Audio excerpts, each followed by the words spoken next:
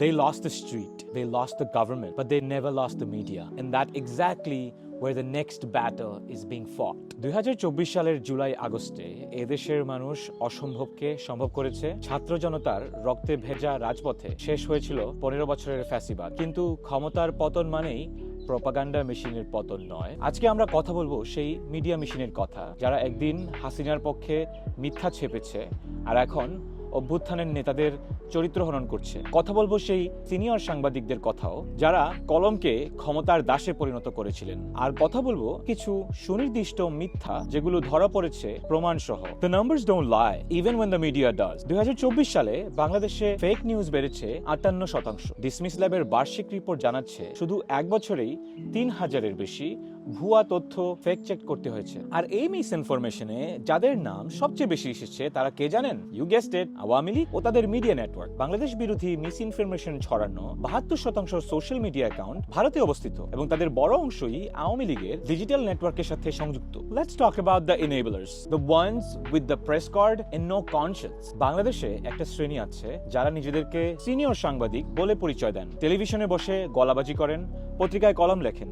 কিন্তু হাসিনার 15 বছরে তারা কি করেছেন? সরকারি বিজ্ঞাপনের বিনিময়ে সরকারের গুণগান গেয়েছেন, বিরোধী কণ্ঠস্বরকে দমনে সহায়তা করেছেন। এএফপি একটি অনুসন্ধানী প্রতিবেদন বের করেছে, হাসিনা সরকারের সময় বিভিন্ন ভুয়া বিশেষজ্ঞ ব্যবহার করে মূলধারার মিডিয়ায় সরকারের প্রশংসা করে গুজব ছড়ানো হতো। রিপোর্টার্স উইদাউট বর্ডার্স নথিভুক্ত করেছে আওয়ামী লীগ কিভাবে সাংবাদিকদের পরিবারকে হুমকি দিয়ে, মামলা ঠুকে দিয়ে এবং শারীরিক আক্রমণের মাধ্যমে মিডিয়াকে নিয়ন্ত্রণ করেছে। এই চাপের কাছে যারা মাথা নোয়ায়নি তারা জেল খেটেছেন, আর যারা নতজানু হয়েছেন তারা পুরস্কার পেয়েছেন সরকারি অনুগ্রহ। গণঅভ্যুত্থানের পরে এই সিনিয়র সাংবাদিকরা এখন নতুন মুখোশ পড়েছেন, কিন্তু একই সুরে গান গাইছেন। During the uprising lies went viral. মানুষ অন্ধকারে, এই অন্ধকারেই একটার পর একটা মিথ্যা ছড়ানো হলো। কালবেলার লগো ব্যবহার করে ভাইরাল করা হলো হাতির ঝিলে 100 লাশ পাওয়া গেছে। কালবেলা নিজেই পরে জানালো এই খবরটি তারা করেনি, পুরোটাই বানোয়াট। সংখ্যালঘু নির্যাতনের ডিসইনফরমেশন কমপক্ষে 36টি ঘটনায় মুসলিম ভিকটিমদের ছবি ব্যবহার করে বলা হয়েছিল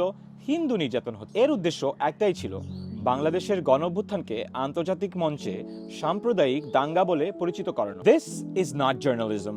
This is targeted character assassination and we have receipts. গণঅভ্যুত্থানের নেতাদের বিরুদ্ধে এখন যা চলছে সেটা নিছক সমালোচনা না, এটা পরিকল্পিত চরিত্র হনন। কয়েকদিন আগে নাহিদ ইসলামের নামে একটি ডোমিনিকান রিপাবলিকের পাসপোর্ট ভাইরাল করা হয়, যাতে বোঝানো যায় তিনি দ্বৈত নাগরিকত্ব রাখেন এবং নির্বাচনে অযোগ্য। ফ্যাক্ট চেকে ধরা পড়ে কেউ একটি ফ্রি ক্যারিবিয়ান পাসপোর্ট টেমপ্লেটে নাহিদের ছবি ও তথ্য বসিয়ে এই ভুয়া ডকুমেন্টটি তৈরি করেছে। তার নির্বাচনী হলফনামায় ঘোষিত সম্পদ মাত্র 32 লাখ টাকা, উপদেষ্টা হিসাবে বেতন, সঞ্চয় ও পারিবারিক উপহার মিলিয়ে সেই টাকা। কিন্তু মিডিয়া এটাকে দুর্নীতির প্রমাণ হিসেবে উপস্থাপন করা হয়েছে। নাহিদ সরাসরি বলেছেন, ইচ্ছাকৃতভাবে বিভ্রান্তি ছড়ানো হচ্ছে। এটা একজন স্বচ্ছ রাজনীতিককে সন্দেহের কাঠগড়ায় দাঁড়ানোর রাজনৈতিক চেষ্টা। শুধু মার্চ 2025 সালে হাসনাত আব্দুল্লাহকে টার্গেট করে 6টি মিথ্যা তথ্য ছড়ানো হয়েছে। এর মধ্যে একটি ভাইরাল ভিডিওতে দাবি করা হয়েছে তিনি বিএনপিতে যোগ দিয়েছেন, যা ছিল সম্পূর্ণ মিথ্যা। উদ্দেশ্য স্পষ্ট, অভ্যুত্থানের নেতাদের মধ্যে বিভেদ দেখানো,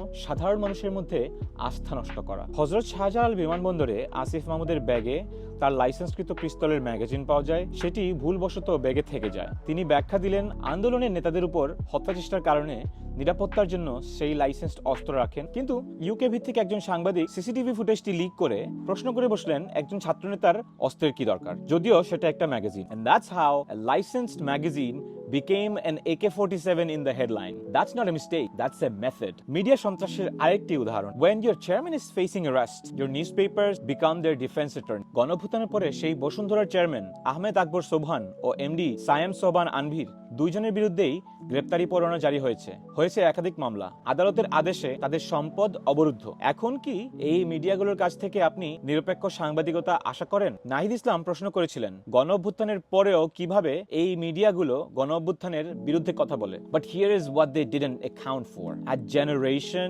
that fact check before it shares.